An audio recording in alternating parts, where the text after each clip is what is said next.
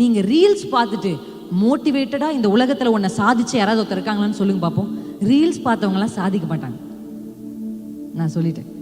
Motivation is very temporary. இந்த யூத்ஸுக்கு self motivation தேவையில்ல. இந்த கால யூத்ஸுக்கு தேவை செல்ஃப் டிசிப்ளின்.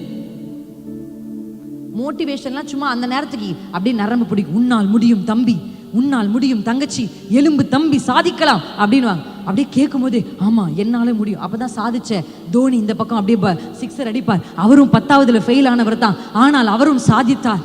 அப்பெல்லாம் போட்டோன்னே நீங்க என்ன சொல்வீங்க? அப்பா நம்மளாலே முடியும்டா சாமி அப்படின்னு உங்களுக்கு அப்படியே நரம்பெல்லாம் புடைத்து ரத்தங்கள் எல்லாம் அப்படியே துடிக்கும். துடிச்சு போனை கீழே வச்சுட்டு எடுத்து பார்த்தா உங்க அம்மா வா கொத்தமல்லி வாங்க வா. அந்த மோட்டிவேஷன் அந்த ரீல்ஸ் பார்க்குற 10 செகண்டுக்கு தான் இருக்கும். அந்த மோட்டிவேஷன்லாம் உங்களால் உலகத்தில் சாதிக்க முடியாது. If you want to achieve something, you need God. Hallelujah. Hallelujah. ஆண்டவர் உங்களுக்கு தேவை. ஏன் தெரியுமா நான் ஆண்டவர் தேவைன்னு சொல்கிறேன்? அவர் தான் நம்ம அப்பா தான். இந்த உலகத்திலேயே ஒழுங்குபடுத்த வல்லமை உள்ளவர் அவர் ஒருத்தர் தான். He's such a God with a very great discipline. நம்மளை அழகாக ஒழுங்குபடுத்துவார். உங்ககிட்ட எது தேவையில்ல அண்ணா சொன்னாங்க, உங்ககிட்ட எது தேவையில்லை உங்களுக்கு சொல்லி கொடுப்பார். நிறைய பேர்கிட்ட நம்ம போய் சொன்னால் இதெல்லாம் தப்புடானா, இதெல்லாம் என்னக்கா தப்பு, இதெல்லாம் ஒரு பெரிய விஷயமா, இதெல்லாம் ஒரு விஷயமா, எல்லாரும் தான் பண்ணுறாங்க உலகத்தில், இதெல்லாம் ஒரு விஷயமா அப்படின்னு கேட்குறாங்க. நான் உங்களுக்கு ஒன்று சொல்லட்டுமா? நீங்கள் எப்போ சாதனையாளராக ஆக முடியும்னா முதல்ல உங்ககிட்ட இருக்கிற எரர்ஸ்.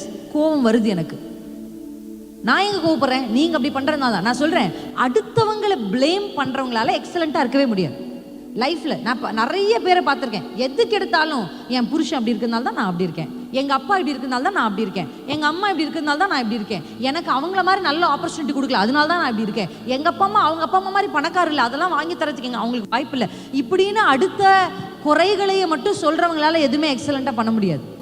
ஆமென். அல்லேலூயா. இல்ல, ஆமா, முதல்ல புரிஞ்சுக்கணும் நான் யாரு.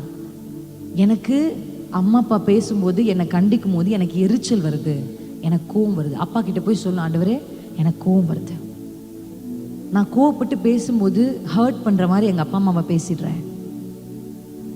நான் நல்லதா சும்மா ஏதாவது ஒரு வீடியோ பார்க்கலாம் தான் போறேன், ஆனா தவறான வீடியோக்குள்ள போய் மாட்டிக்கிறேன் அப்படின்னு தேவ சமூகத்துல போய் முழங்கால் படிட்டு உட்கார்ந்து ஆண்டோட பேசு.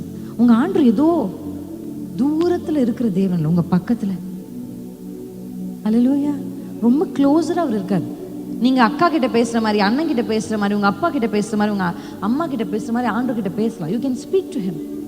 அவர் கேட்க ரொம்ப ஆசையா இருக்கார்.